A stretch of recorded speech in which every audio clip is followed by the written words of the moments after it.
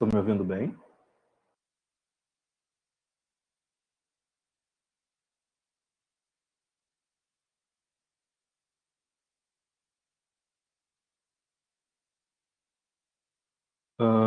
Então vamos lá. Hoje é a nossa quarta aula de mecânica. Tá?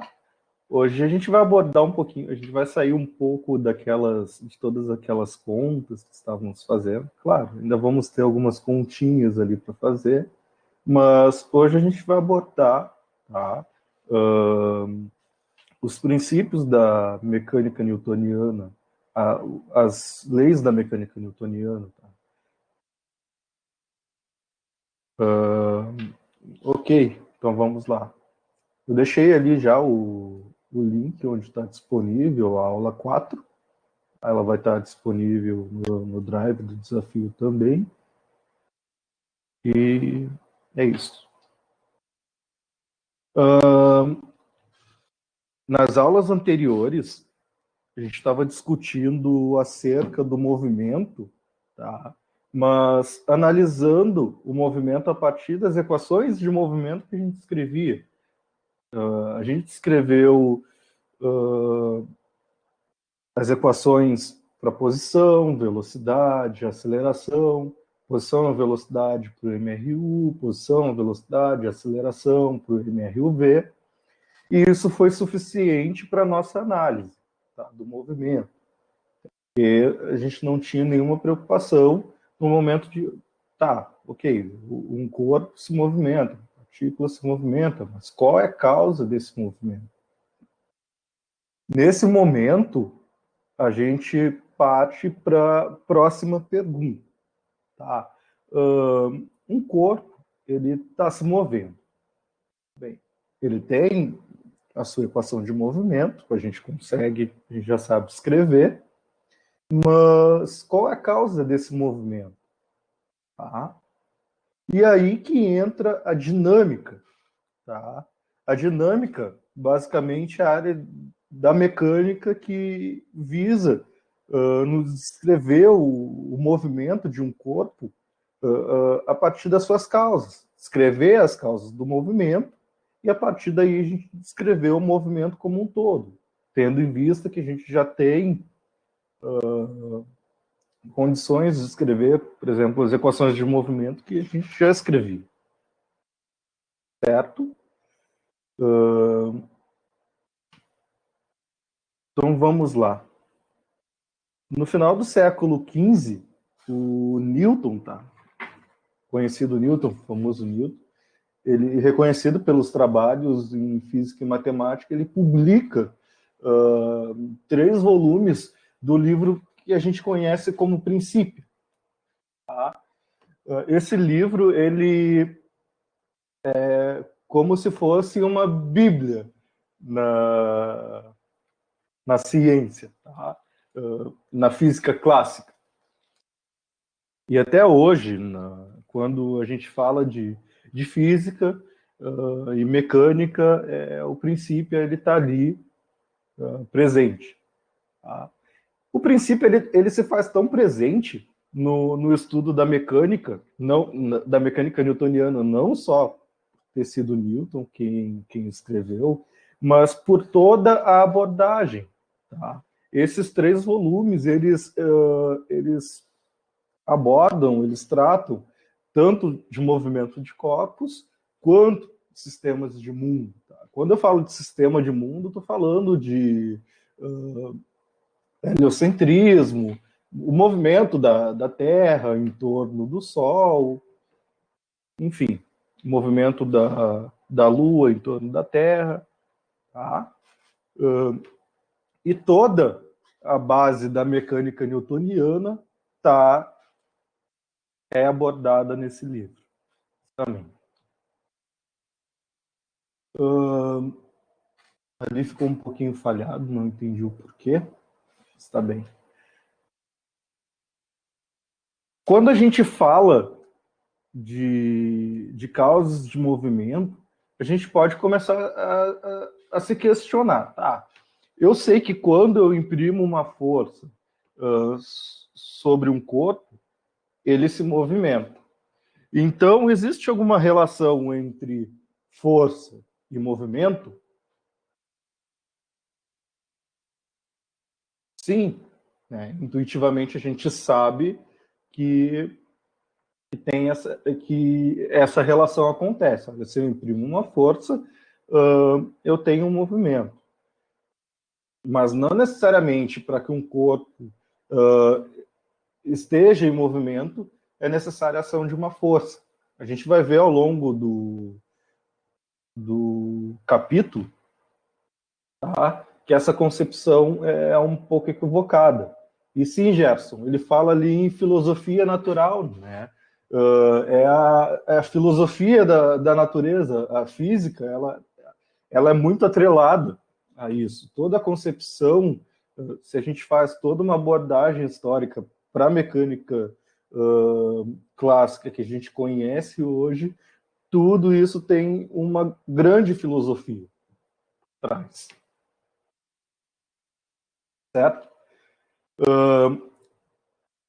A gente vai ver, então, que para que um corpo entre em movimento é necessária a ação de uma força resultante, tá? Que ela não pode ser nula. Tá, mas eu estou falando de força e força resultante, eu preciso definir o que é, né? Força é um agente físico cujo efeito dinâmico é a mudança no estado de movimento de um corpo. Por exemplo, um corpo ele está parado, eu imprimo uma força, o estado de movimento dele é alterado, ele entra em movimento, né? Um corpo está com uma dada velocidade, eu imprimo uma força sobre o corpo e ele passa a ir mais rápido ou mais devagar, depende do sentido em que eu aplico essa força. Mas independente, se ele passa a ir mais rápido ou mais devagar, eu estou falando de aceleração. Ele acelera, desacelera. Tá? A gente já viu nas aulas anteriores que força é uma grandeza vetorial. Então, eu represento com a setinha aqui em cima. Tá? Por que força é uma grandeza vetorial? Porque depende. Eu preciso especificar tanto a intensidade, quanto a direção, quanto o sentido da força que eu estou aplicando. Não adianta nada eu falar que estou aplicando 10 newtons sobre um corpo. Tá? E Newton é unidade no sistema internacional, claramente em homenagem a Isaac Newton, certo? Escreve com letra minúscula, mas a abreviação é com letra maiúscula. Enfim, certo? Tranquilo, pessoal?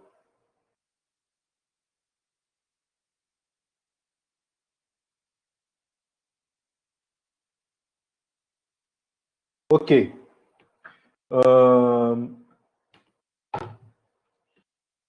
E força resultante? Como é que a gente pode entender? É o seguinte, eu tenho. Põe agora que eu não tenho apenas uma força atuando sobre o corpo. Eu tenho ação de, de mais de uma força sobre o corpo. Né? Tenho a força 1, força 2, força 3, uma enésima força. Enésima, entendo, eu tenho mais N forças atuando sobre o corpo. Tá? Então, a força resultante é a soma de todas as forças que atuam no corpo. Tá? Eu tenho F1, F2, quantas forças eu tiver, até Fn. A enésima força atuando. Nesse caso aqui, eu tenho 4 forças, Fn igual a 4, mas é igual a F4. Mas aqui só para especificar que eu posso sair somando, eu vou sair somando todas essas forças. Cuidado, tá? Que é uma soma vetorial. A gente tem que recordar um pouquinho lá da aula de soma de vetores. Tá? Essa aula está disponível no YouTube também, tá certo? Então, basicamente, a diferença entre força e força resultante, força É um agente físico que provoca alteração no estado de movimento de um corpo, e força resultante é a soma de todas as forças que atuam no corpo. Tá? Soma vetorial. Um exemplo disso, tá? Por exemplo aqui, o item A. Eu tenho uma força de 5 newtons, tá? Empurrando o meu bloco para a direita. E eu tenho uma força de 3 newtons empurrando o meu bloco para a esquerda. Tá? Quanto vale a minha força resultante? A grande sacada que a gente pode ter aqui nesses problemas é o seguinte: é sempre uma brincadeira de cabo de guerra. Prevalece o maior. Se eu estou empurrando um bloco com 5 newtons e tem alguém empurrando de volta com 3 newtons, olha, eu estou empurrando com 2 newtons a mais que a pessoa. Então, a força resultante, o movimento que eu vou observar vai ser um movimento com uma força na mesma direção que a maior força que está atuando, né, que no caso aqui é F1, né, e com a intensidade que vai ser a diferença entre essas forças, né. E se eu estou empurrando com 5 newtons e tem alguém empurrando de volta com 3, eu tenho 2 newtons, eu estou empurrando com 2 newtons a mais que essa pessoa. Então, tá safo. O item B, aqui tá, eu tenho agora uma força F1 aplicada no bloco para direita e tem uma força F2 também para direita de 3 newtons. Quanto vale a força resultante agora? 8 newtons, né? Por quê? Eu tô empurrando o bloco com 5 newtons. Alguém me ajuda a empurrar o bloco com 3 newtons. Agora eu tenho 8 newtons. Né? Não tenho nada descontando. Na verdade, eu tenho um auxílio aqui de 3 newtons. Eu tinha, estou eu aqui aplicando uma força F1 de 5 newtons e uma outra pessoa, por exemplo, aplica uma força F2 de 3 newtons. Então, ao todo, vai estar melhor do que eu aplicando sozinho, né? Tem uma força resultante de 8 newtons. Então, sentidos opostos, eu subtraio, né? Maior pelo menor, mesmos sentidos, eu somo, basicamente. E no item C, aqui, o que eu tenho? Eu tenho uma força F1 com intensidade de 5 newtons, que empurra o meu bloco para a direita, e tem uma força F2 também com intensidade de 5 newtons, que empurra o meu bloco para a esquerda. A força resultante é zero, né? Quer dizer que não existe força atuando no bloco? Não. Eu tenho duas forças atuando no bloco, né? Porém, elas são iguais em módulo e sentidos opostos, então se anulam, né? Isso aqui, então, quer dizer que eu posso, se eu não tenho força atuando, né? Ou se eu tenho forças que se anulam, eu vou ter na primeira lei de Newton, né? Que a gente vai chegar lá agora. No caso aqui, tá? Observe que no terceiro exemplo a força resultante sobre o corpo é nula. Isso não significa que nenhuma força atua sobre ele, mas sim que as forças que atuam sobre ele se anulam. E o que eu ia dizer, não querendo adiantar muito, tá? Isso não implica que o corpo esteja parado. Que é aquela concepção, se nenhuma força atua sobre corpo ele vai estar parado, vai estar em repouso. Isso não é verdade, tá? Newton, seguindo algumas ideias de Galileu, ele enuncia, então, 3 leis de movimento, que são conhecidas como as leis de Newton. Tá? Eu destaquei aqui que as leis de Newton são válidas apenas em referenciais não acelerados, tá? Ditos referenciais inerciais. Tá? Aqui, nota de rodapé, vocês podem dar uma olhadinha depois. Aqui eu falo que, basicamente, que são referenciais inerciais. Tá? É importante porque se eu não estou trabalhando em referenciais se eu não estou trabalhando em referenciais inerciais, as minhas leis de Newton, a primeira lei de Newton não é válida, a segunda lei de Newton também não tem forma, e assim, ó, a gente não pode escrever as leis de Newton na forma que a gente escreve. Tranquilo?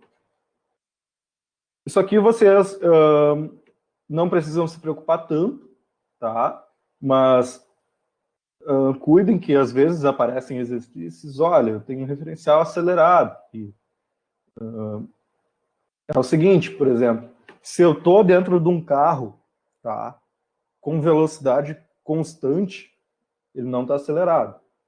Estou dentro desse carro não acelerado e eu quero analisar as leis de Newton, por exemplo, eu quero fazer experimento com as leis de Newton dentro desse carro, não acelerado, eu consigo fazer.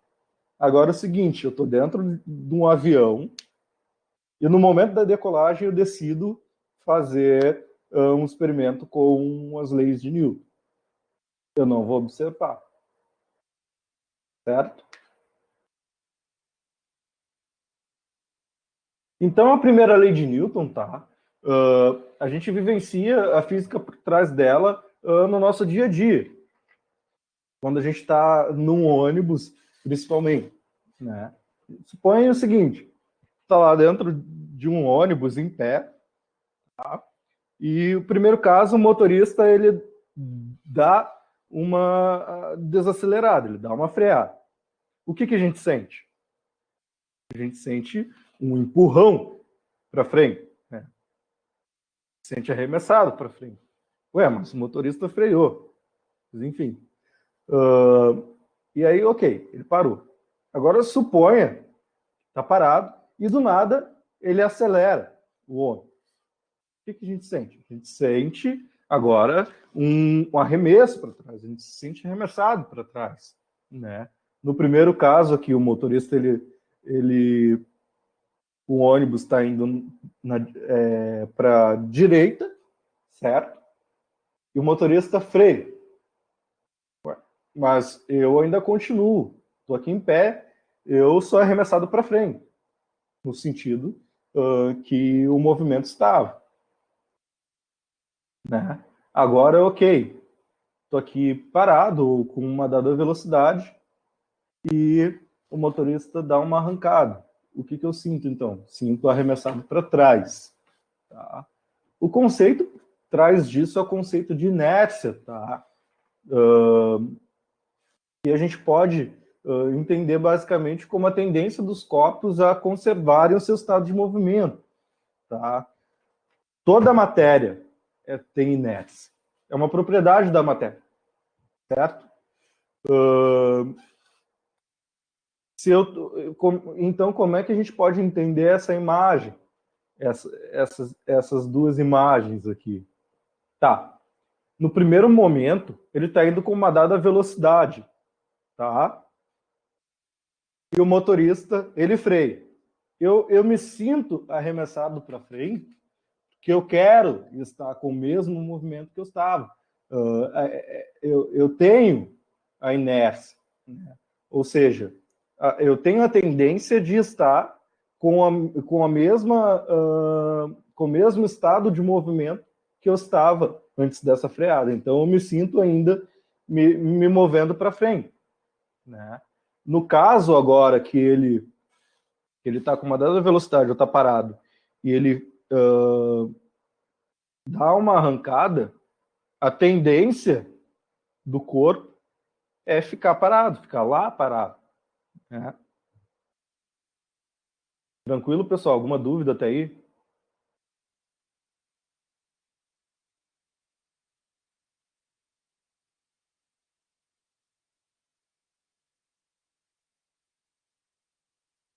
Ok, então.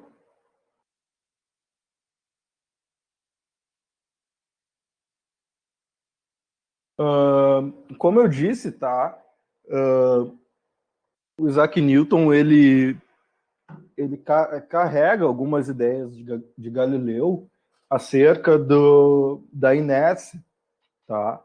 É o seguinte, esses aqui são os planos inclinados de Galileu, que a gente chama, tá? E as ideias de Galileu foram as seguintes. Desses experimentos com movimento de corpos em planos inclinados, ele tirou algumas conclusões, tá? Mas vamos às ideias, por exemplo, tá? Eu tenho um plano inclinado aqui de altura h e eu abandono esse corpo, essa bolinha dessa altura h. Eu tenho um plano inclinado. Aqui tem uma dada inclinação.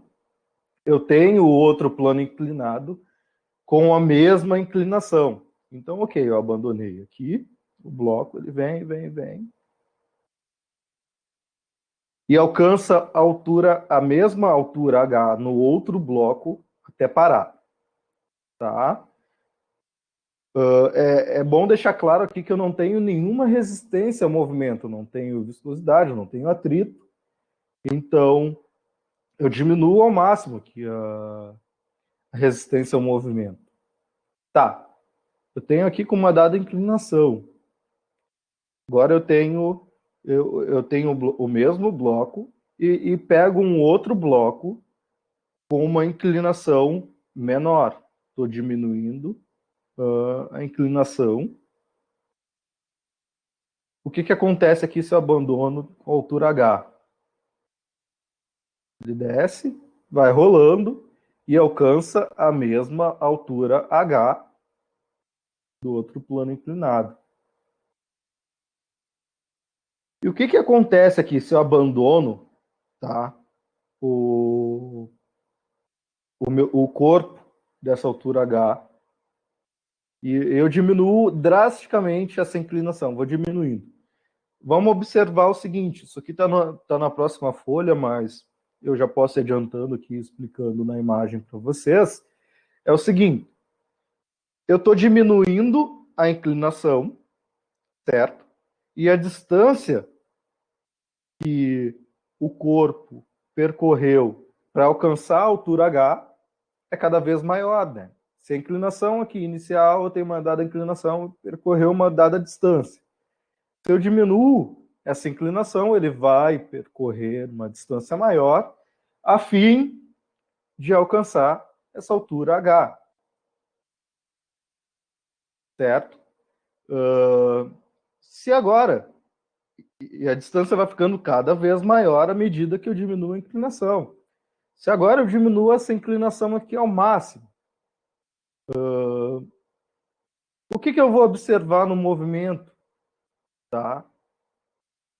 Antes da gente tomar uma conclusão, a gente tem que pensar o seguinte: se não tem nenhuma resistência ao movimento, o que eu observo aqui? No momento que eu abandono o corpo ali daquela altura h, existe algum agente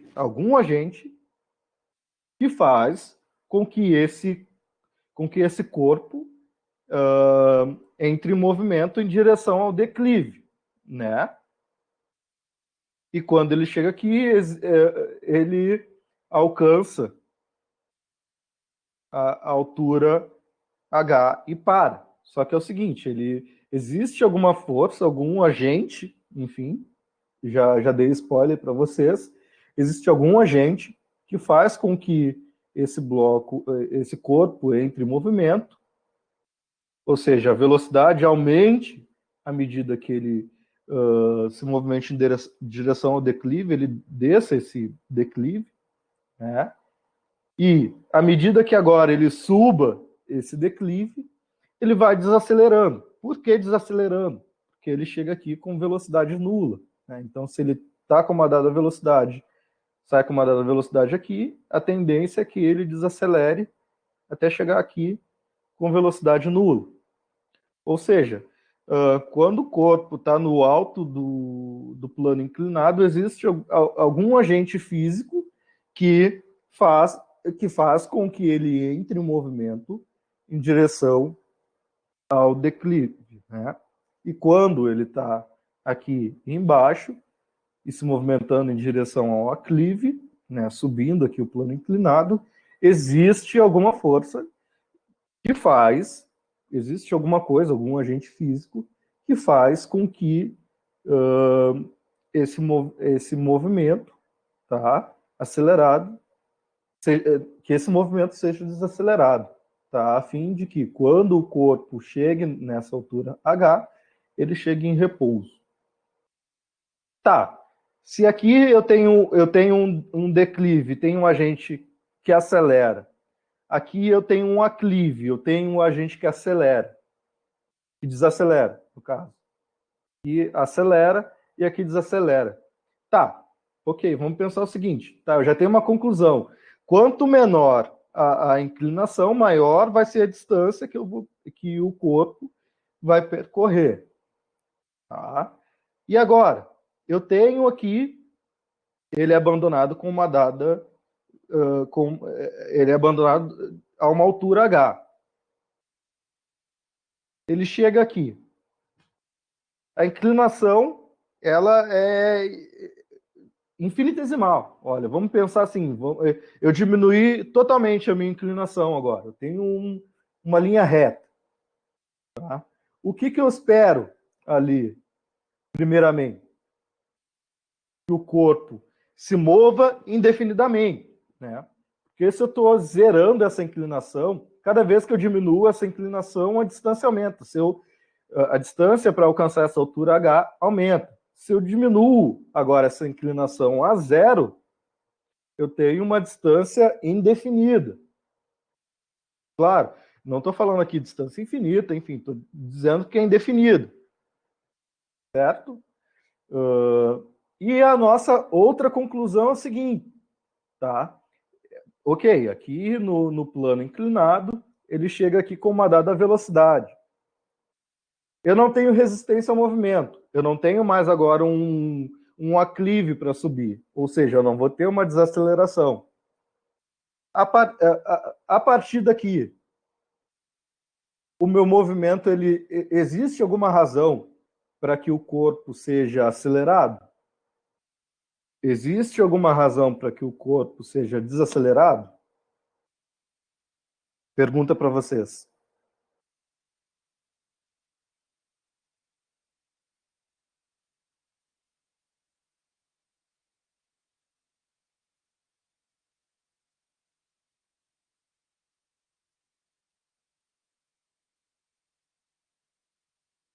Não, né, pessoal?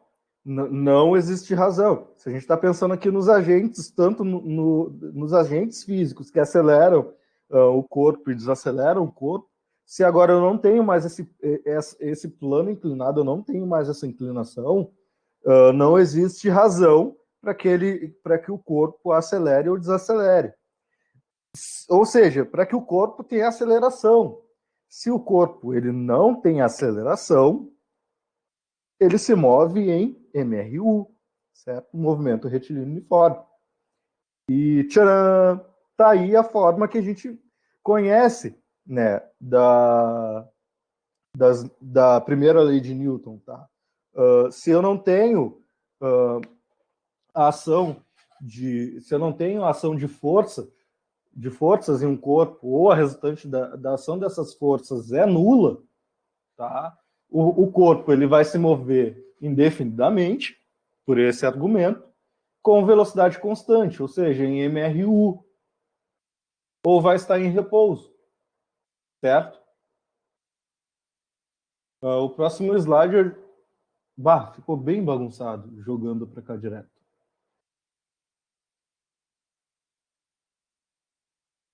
Eu vou fazer só o seguinte, pessoal, tá bem Tá bem horrível aqui. Eu vou projetar do meu computador. Direto.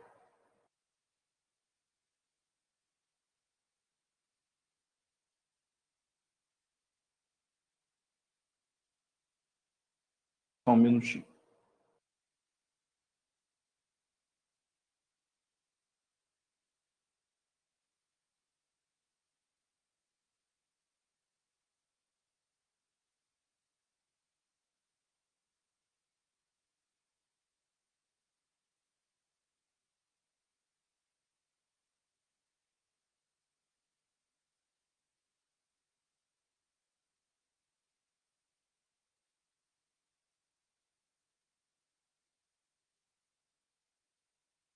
Certo.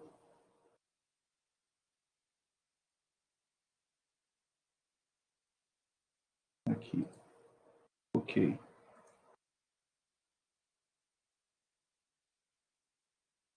Vamos lá.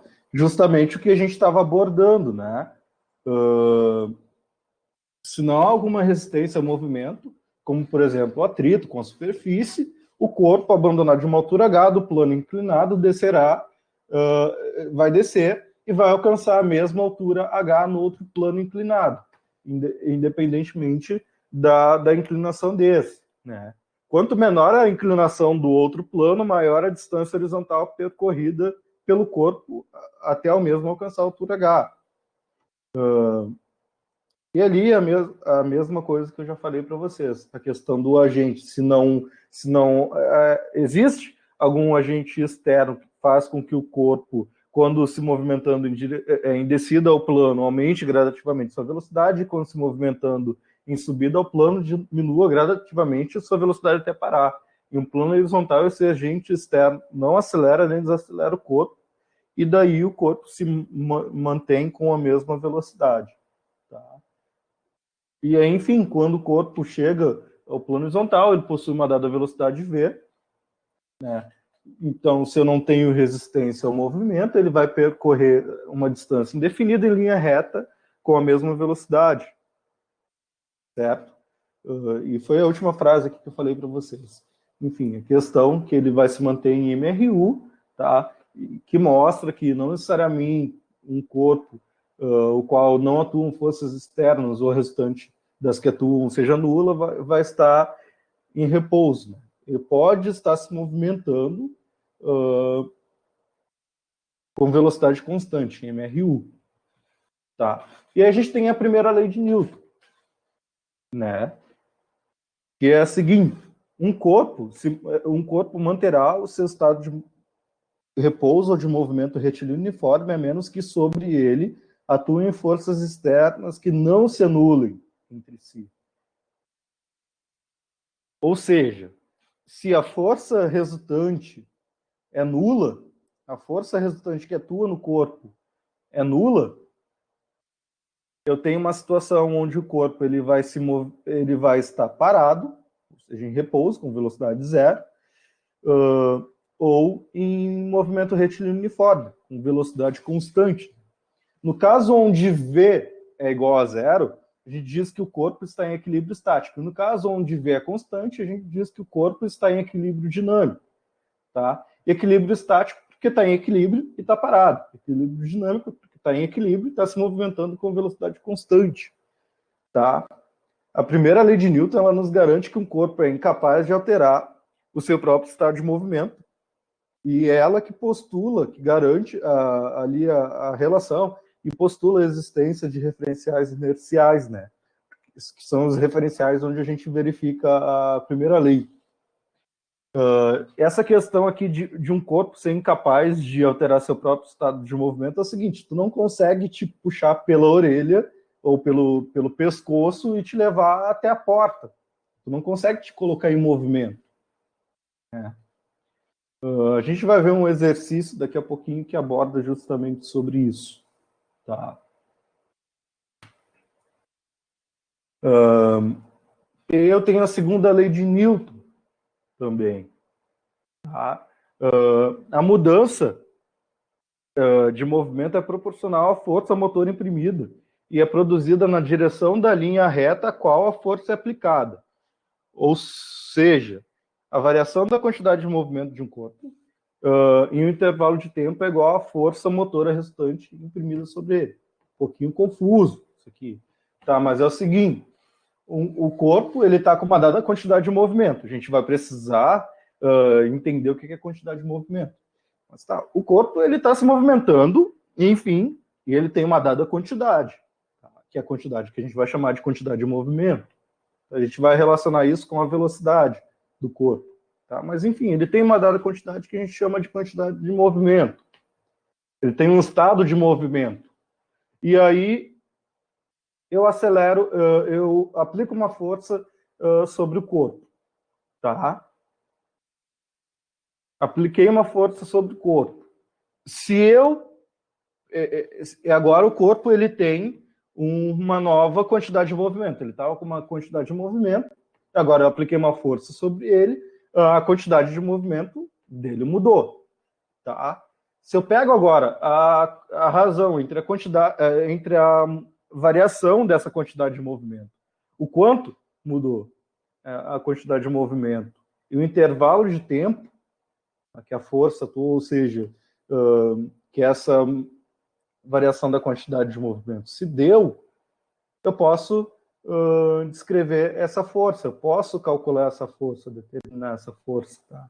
Essa grandeza é conhecida também como momentum, o momento linear, certo? Tá, mas a gente precisa, falei já de quantidade de movimento, mas a gente precisa definir o que é quantidade de movimento, tá? Ou entender, basicamente. Imagina que tem um carro e um caminhão trafegando numa rodovia com velocidade acima da permitida, tá? E aí eles olham para um radar e precisam diminuir a velocidade, tá? Qual veículo é mais fácil de parar? Né? É intuitivo para todo mundo. Eu botei o caminhão ali? Não, não era para ser fácil ali, era para ser qual veículo é mais difícil de parar, tá? Não sei porque eu coloquei fácil ali, mas enfim. Qual veículo é mais fácil de parar? Ou vamos pensar aqui, qual veículo é mais difícil para parar? Tá. Se a gente pensa, qual veículo é mais difícil? Certamente é o caminhão, né? O caminhão tem uma massa maior e, portanto, a quantidade de movimento do caminhão é maior, tá? Então, tá, eu tenho uma relação. Se o corpo ele tem uma dada velocidade e uma dada massa, ele tem uma dada quantidade de movimento. Eu consigo relacionar essas duas coisas. Eu consigo relacionar essa massa que está associada com a inércia, tá, do corpo, com a velocidade do corpo. E assim eu consigo descrever essa grandeza que me possibilita calcular a força, por exemplo, que atua no corpo, tá? E ok, eu tenho que definição, a força resultante é a variação da quantidade de movimento no tempo, tá? O corpo estava com uma dada quantidade de movimento, sofreu uma alteração na quantidade de movimento. Essa alteração levou um dado intervalo de tempo, tá? Então, se eu pego a razão da variação da quantidade de movimento no intervalo de tempo, eu tenho a força. Mas tá, eu posso escrever a quantidade de movimento como mv, né? A massa ela não varia. A gente aproxima aqui que a massa não varia, tá? Então a massa eu posso colocar para fora basicamente, tá? Aqui eu poderia abrir mais um pouquinho aqui, mas basicamente como ela não varia, eu posso colocar para fora da variação. E o que eu posso escrever então? Que a força resultante é m delta v delta t, né? E quem é ΔV, ΔT? É a própria aceleração, né? Por definição, de voltar lá nas aulinhas de MRUV, eu tenho ali que a aceleração é dada por ΔV, ΔT, né? Então, eu tenho que a força resultante é m delta v delta t, como delta v delta t é A, eu tenho que a força resultante é massa vezes aceleração. Isso aqui é a forma mais conhecida da segunda lei de Newton, né? E isso aqui especifica, tá, aquela frase confusa da questão que a força, que a aceleração se dá na mesma linha, a mudança da quantidade de movimento, ou seja, a aceleração, tá, se dá na mesma linha da força. Tá? Que aqui é um vetor, aqui é um vetor. Aqui é apenas um múltiplo positivo. Tá? Não existe massa negativa, então é um múltiplo da aceleração. A força é um múltiplo da aceleração, força resultante. Então, tá? Estão no mesmo sentido, ou seja, na mesma linha. Tá? E um cuidado que a gente tem que tomar é o seguinte: quando a aceleração aqui é zero, tá? A força resultante é zero. E a gente cai no resultado da primeira lei de Newton, certo? Só que a física traz da primeira lei de Newton, ela não pode... A primeira lei de Newton ela não pode ser vista como um caso particular da segunda lei. Ela carrega uma física. A física por trás, como eu mostrei ali brevemente para vocês, dá para a gente fazer uma discussão bem longa a respeito disso, tá? Mas brevemente ele já dá para ver que a física detrás da primeira lei, ela tem todo um contexto, tem toda uma abordagem, tá? Que não pode ser tratada como como um mero resultado particular da segunda lei. E aí a gente tem a terceira lei de Newton, né? Que a gente conhece desde que era bebê. É o seguinte, tá? Ao tentar engatinhar em direção ao seu familiar, por exemplo, tá? Em algum momento tu percebe que deve forçar o pé para trás. Vocês já perceberam como é que um bebê ele começa a engatinhar? Basicamente, ele tenta ir para frente, tá? Fazendo uma força com o pé para frente. Só que não dá certo, né? E aí, o bebê aprende a terceira lei de Newton, e o que ele faz? Ok. Se eu aplico uma força para trás, se eu empurro o pezinho para trás, eu vou para frente. É basicamente essa ideia, tá? Da terceira lei de Newton, tá? Aqui no nosso contexto. Tá? O bebê ele aprende desde ali a terceira lei de Newton, só não sabe que aprendeu, né? É o princípio da ação e reação. Por quê? Tá? O bebê ele aplica uma força com o pé no chão e existe uma força aplicada do chão no pé do bebê que faz com que ele vá para frente, né? O bebê sente a força de reação do chão sobre ele, certo? Então, a terceira lei de Newton é o seguinte, tá? Não é a lei do retorno, é a lei da ação e reação. Fica bem claro, certo? A toda ação há sempre uma reação oposta e de igual intensidade. As ações mútuas de dois corpos, um sobre o outro, são sempre iguais e dirigidas em sentidos opostos. Tá? Eu estou falando de ação, eu estou falando de força. Tá? Ou seja, se a gente olha esse esquema aqui, quando o corpo 1 exerce uma força F12, vamos pensar aqui, depois eu explico esses índices aqui. O corpo 1 ele exerce uma força no corpo 2. Eu tenho uma bola aqui chocando contra a parede, ela exerce uma força F na parede, ou seja, no corpo 2. Ou seja, a força que o corpo 2 sente devido ao corpo 1.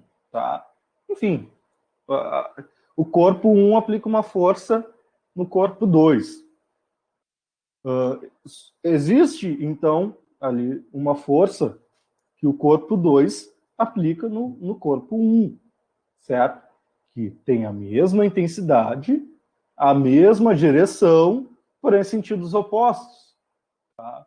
Ou seja, se a gente vai escrever isso aqui vetorialmente, eu tenho que a força que o corpo 1 sente devido ao corpo 2, esse sinal de menos mostra justamente esse sentido negativo, tá? Esse sentido contrário entre essas forças.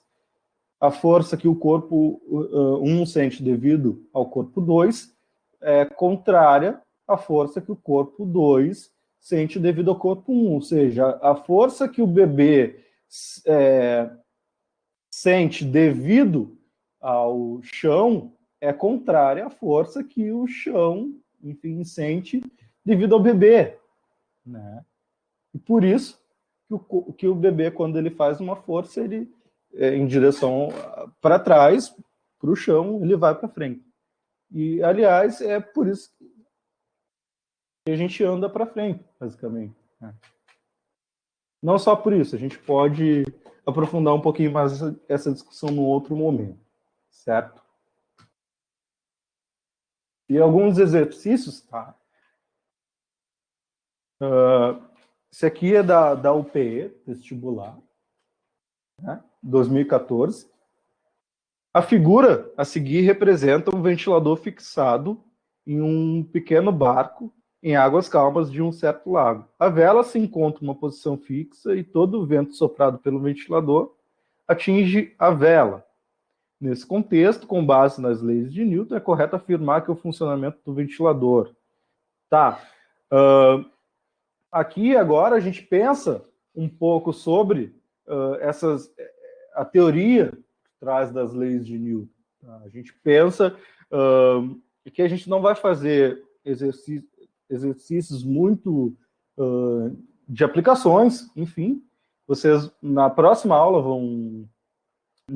de mecânica, vocês vão ter algumas aplicações das leis de Newton, tá? Algumas formas de atacar os problemas envolvendo as leis de Newton, mas é muito importante, tá? Que esses exercícios assim teóricos eles são recorrentes, tá? Em vestibulares, Enem, enfim.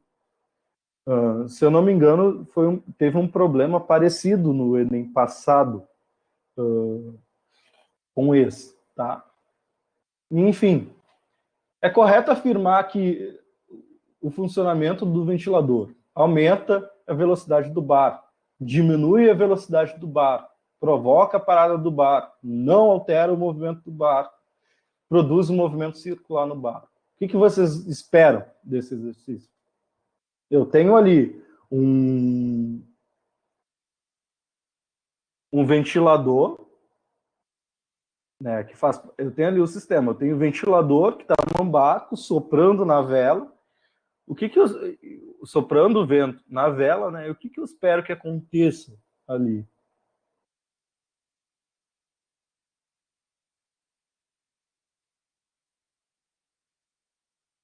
Podem responder, pessoal. Que aumenta a velocidade. Mais alguma resposta?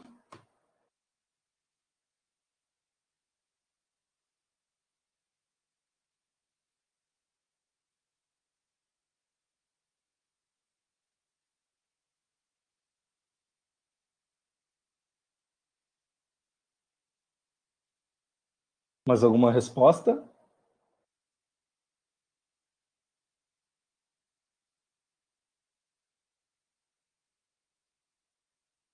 Pensa o seguinte, tá? Eu posso simplesmente me pegar pelo pescoço, tá? Me colocar em movimento.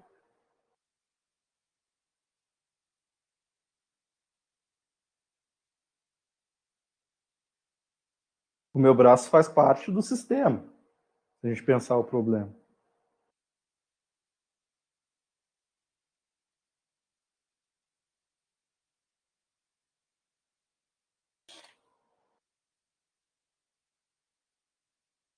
Então vamos pensar aqui, tá? Primeira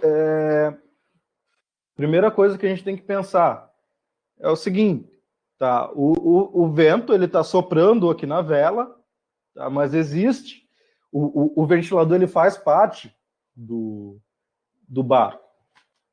Não tem assim, ó, não tem como, tá? Um corpo ele não pode se colocar em movimento. Ele não pode alterar o próprio estado de movimento. Ou seja, eu tenho um ventilador ali no barco, certo? E ele não pode ser o agente que vai colocar o próprio barco em movimento, tá? É diferente dos motores do barco lá embaixo, tá? Conseguem perceber a sutileza porque é o seguinte, o vento que é soprado para a vela, ele faz uma força aqui na vela, tal, mas existe uma reação também, certo? Uma força de reação que o vento faz no ventilador. Conseguem perceber isso?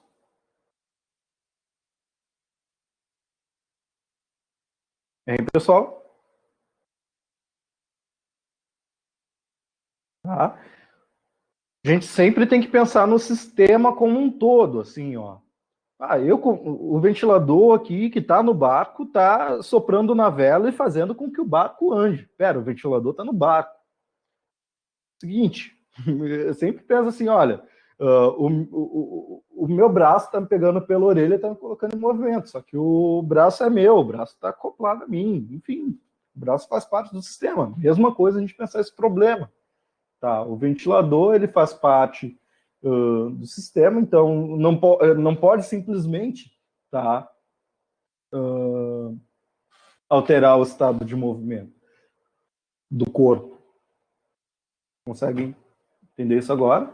Então, nesse caso, o funcionamento do ventilador não altera o movimento do barco. Tranquilo? Tem um outro exercício. A gente vai passar um pouquinho, uns 10 minutinhos, tá? E a gente fecha essa parte. Um outro exercício da Unicastelo de São Paulo é que a gente assinale a alternativa que contém um exemplo de aplicação da primeira lei de Newton. Tá? Explique a primeira lei de Newton com suas palavras. Tem essa chavezinha aqui. Enfim. Um livro apoiado sobre uma mesa horizontal é empurrado horizontalmente para a direita com uma força de mesma intensidade da força de atrito que atua sobre ele, mantendo-o em movimento retilíneo uniforme. Isso aqui é um exemplo da primeira lei de Newton.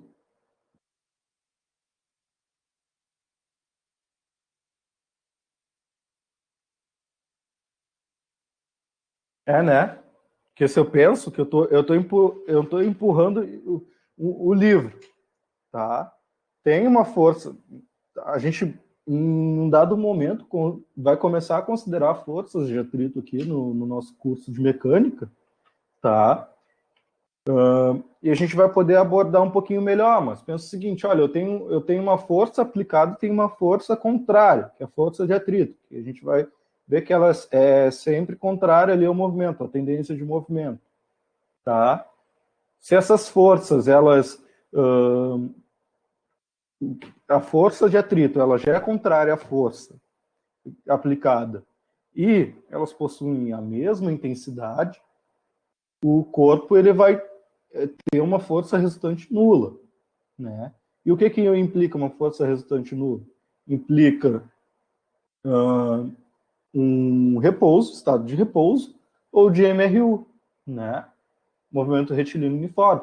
Então, o item 1 aqui é um exemplo de aplicação da primeira lei de Newton. Tranquilo, pessoal?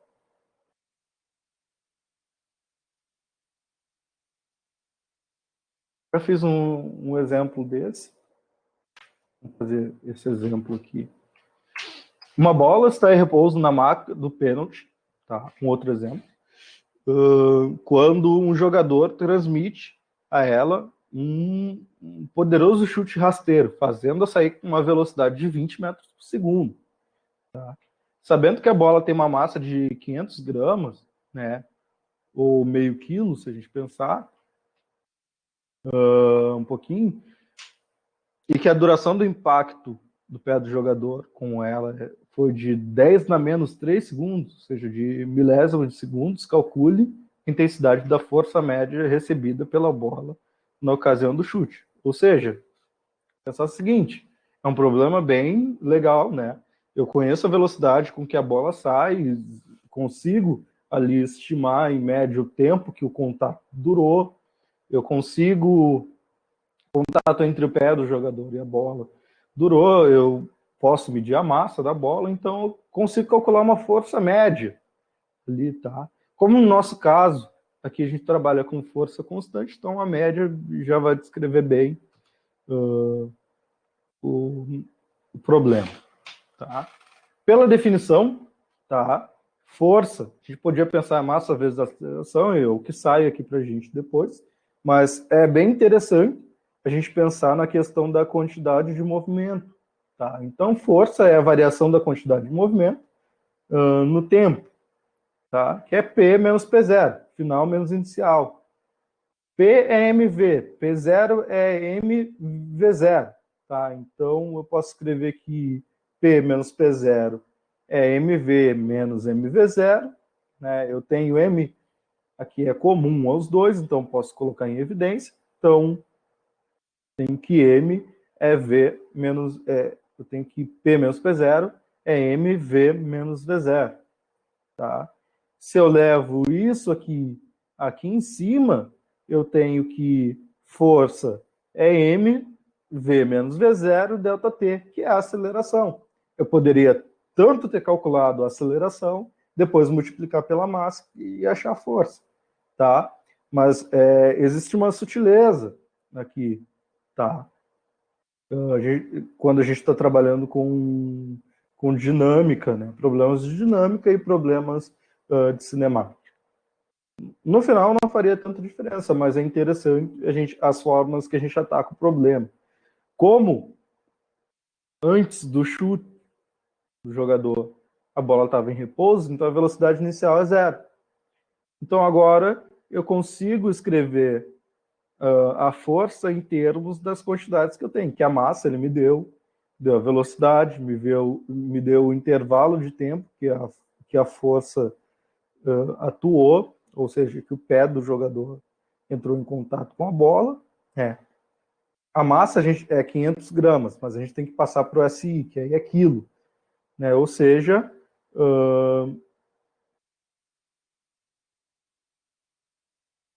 aqui eu tenho 0,5, né?